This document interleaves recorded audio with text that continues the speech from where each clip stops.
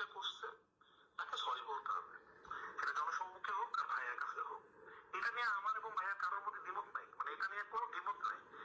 আপনি যদি আজকে যদি আজকে আপনি আপনার সিনিয়র, আমি আপনার সাথে অসম্মান করে কথা বলি, আমাকে ফোন দিয়ে বলতে হবে শোন না আমি সরি, আমি আসলে আপনার সাথে ভুল করছি, এবং কিছু হচ্ছে আমি তো বলবো না এবং কিছু হচ্ছে না।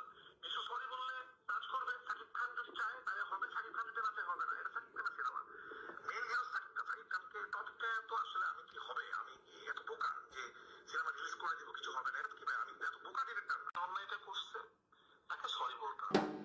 Hello everyone, welcome back to the channel. তো ফাঁস হয়েছে রায়হান রাফির একটি অডিও কল, যেখানে তিনি বলছিলেন যে অন্যায় করেছে তাকে সরি বলতে হবে। সো অন্যায়কারী এখানে কে? ইন্ডিকেশন কিন্তু যাচ্ছে আফরান নিশোর দিকে, কারণ সেই শাকিব খানকে ব্যক্তিগত আক্রমণ করে বিভিন্ন ইন্টারভিউ দিয়েছিল প্রিয়তমা এবং সুরঙ্গ সিনেমা রিলিজের সময়ে। তো এটা অনেক পুরনো কথা, 2 বছর আগের কথা, কিন্তু সেই কথার জের ধরেই কিন্তু শাকিব খানের ভক্ত যারা আছেন তারা এখনও সেই বিষয়টা ভুলতে পারেনি এবং তাণ্ডব বয়কট এই ধরনের একটা ট্রেন্ড চালুর উদ্যোগ কিন্তু তারা নিয়েছে।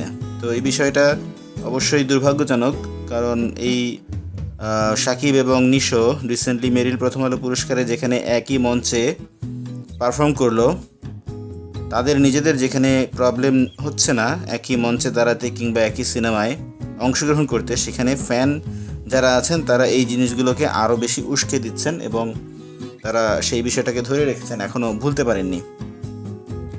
তো সকল কুল রক্ষা করার জন্য যে বিষয়টা এখন দরকার, সেই বিষয়টা হচ্ছে তাণ্ডব টিম, শাকিব খান, আফরান নিশো সবার একসাথে বসে একটা সমাধানে চলে আসা, যাতে করে এখন যে বিভাজন তৈরি হয়েছে ফ্যান ফলোয়ারদের মধ্যে, সেই বিভাজনটা যেন উঠে যায় এবং বাংলা সিনেমার ভালোর জন্য যেটা করা প্রয়োজন তারা যেন সেই কাজটা করেন।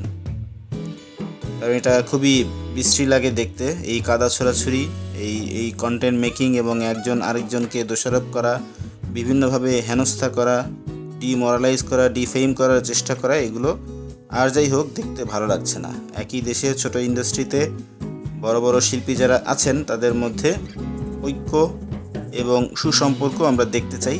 যা ঘটে গেছে সেটাকে ভুলে কীভাবে সামনের দিকে এগিয়ে যাওয়া যায় সেই বিষয় নিয়ে সবার কাজ করা উচিত। এ ব্যাপারে আপনাদের কি মত সেটা অবশ্যই জানাবেন। আমাদের ভিডিও ভালো লাগলে লাইক করবেন, শেয়ার করবেন, আর আমাদের চ্যানেলে নতুন হয়ে থাকলে অবশ্যই সাবস্ক্রাইব করবেন। কথা হবে পরবর্তীতে অন্য কোনো ভিডিওতে, সেই পর্যন্ত ভালো থাকুন।